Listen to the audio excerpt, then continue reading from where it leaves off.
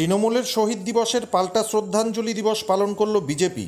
গোটা রাজ্যের সঙ্গে মালদা জেলাতেও এই দিনটি পালন করে জেলা বিজেপি নেতৃত্ব। পাশাপাশি মানবাধিকার রক্ষা দিবস হিসাবেও দিনটি পালন করে তারা। এদিন বিজেপির দলীয় অফিস প্রাঙ্গণে ডক্টর শ্যামাপ্রসাদ মুখার্জির মূর্তিতে শ্রদ্ধাঞ্জলি দিয়ে অনুষ্ঠানের সূচনা করেন জেলা বিজেপি সভাপতি গোবিন্দচন্দ্র মণ্ডল। জানা গেছে, ভোট পরবর্তী হিংসায় 171 জন বিজেপি কর্মী ও নেতা খুন হয়। নিহতদের প্রতি সমবেদনা জানাতে শ্রদ্ধাঞ্জলি দিবস হিসাবে দিনটি পালন করে বিজেপি।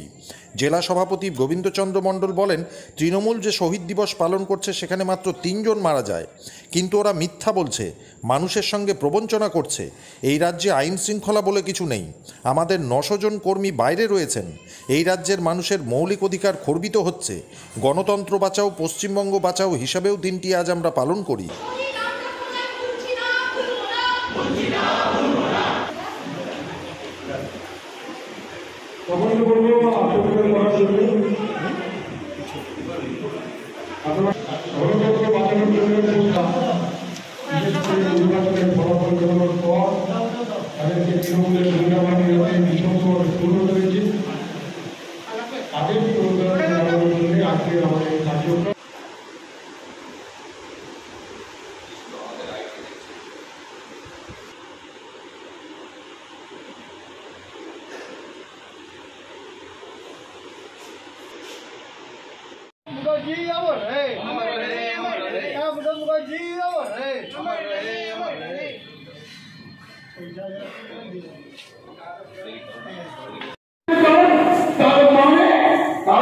শহীদ দিবসের নামে তৃণমূল কংগ্রেস বিজয় দিবস পালন করছে। আজকে শহীদ দিবস নয়, তৃণমূল কংগ্রেসের বিজয় দিবস। আমি মমতা ব্যানার্জিকে প্রশ্ন করতে চাই, আজকে আপনাদের মিটিং কেন ভাবসালি করছে? আমার তো মনে দুটো কারণ আছে। এক নম্বর, আজকে 21শে জুলাই ভারতীয় জনতা পার্টির প্রায় 171 জন কর্মী এবং নেতাকে তৃণমূল কংগ্রেসের দুষ্কৃতীরা নিহত করেছে, হত্যা করেছে। আজকে তৃণমূল কংগ্রেস 21শে জুলাই শহীদ দিবস হিসেবে পালন করছে। আমরা শহীদ শ্রদ্ধাঞ্জলি দিবস হিসাবে পালন করছি। আমরা মনে করি তারা যে শহীদ দিবস হিসেবে পালন করছে এই দিনটাকে, সেটা সম্পূর্ণ ফেক, মিথ্যা এবং প্রবঞ্চনা দিচ্ছে মানুষকে। আমরা তার প্রতিবাদ জানাচ্ছি এবং পশ্চিমবঙ্গের 171 জন তরতাজা যুবক যুবতীকে তারা হত্যা করেছে, আরও হত্যা লীলায় তারা মেতে গেছে।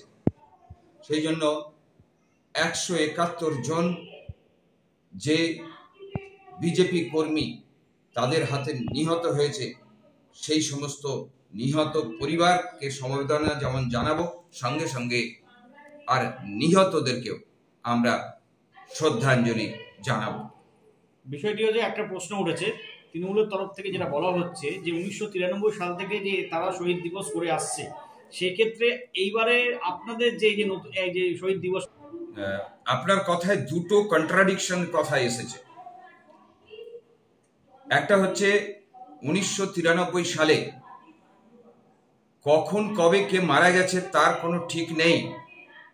প্রত্যেক বছর এই শহীদ দিবস তারা পালন করছে। শহীদ দিবস পালন করার নামে মাত্র 3 জন মারা গিয়েছিল। 171 জনকে হত্যা করবে, তাদের সেই সমস্ত শহীদ, তাদেরকেও তো তাদের পালন করা উচিত ছিল, শ্রদ্ধা জানানো উচিত ছিল। তা না করে ভারতীয় জনতা পার্টির কর্মী নেতাদেরকে হত্যা করা হচ্ছে। এটা মানুষকে সমস্ত, ওরা যে মিথ্যা কথা বলছে, ভেগ কথা বলছে, প্রবঞ্চনা দিচ্ছে, তারই প্রতিবাদে আমরা এই 171 জন মারা গেছে তার প্রতি শ্রদ্ধা জানাতে আজকে শ্রদ্ধাঞ্জলি দিবসের পালন করছি। অপরদিকে গোটা পশ্চিমবঙ্গ জুড়ে আইন শৃঙ্খলা বলে কিছু নেই। ঘর বাড়ি পুড়িয়ে দিয়েছে, 900 মানুষকে এখানে উৎখাত করে দিয়েছে, অন্য রাজ্যে বসবাস করতে হচ্ছে। মানুষের অধিকার খর্বিত হয়েছে। আর্টিকেল 226 যে মৌলিক অধিকার, সে মৌলিক অধিকার খর্বিত হয়েছে। সেই জন্য আমরা মানব অধিকার রক্ষা দিবস হিসেবেও আজকের দিনটাকে পালন করছি। আপনাদের এটা কি আজকে এবারই প্রথম, না এটা চলবে? এটা চলতে থাকবে, কারণ 171 জনকে এইভাবে মারা হয়েছে, এরপরে আবার মারবে, এই জিনিস চলতেই থাকবে। তাহলে এটাকে আপনারা কি শহীদ দিবস বলছেন? আমরা শহীদ শ্রদ্ধাঞ্জলি দিবস হিসেবে পালন করছি। গণতন্ত্র বাঁচাও, পশ্চিমবঙ্গ বাঁচাও। ঠিক আছে।